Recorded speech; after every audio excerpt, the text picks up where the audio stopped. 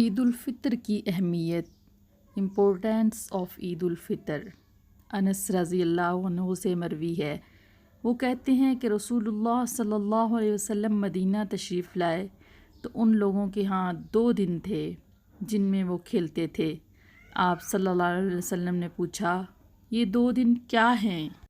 उन्होंने कहा कि हम दौरे जाहिलियत में इन दिनों में खेल कूद किया करते थे।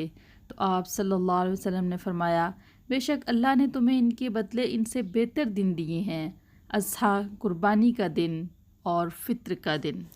It is narrated on the authority of Anas रज़ियल्लाहु अन्हु that when the messenger of Allah sallallahu alaihi wasallam arrived in Medina, the people observed 2 days in which they used to play.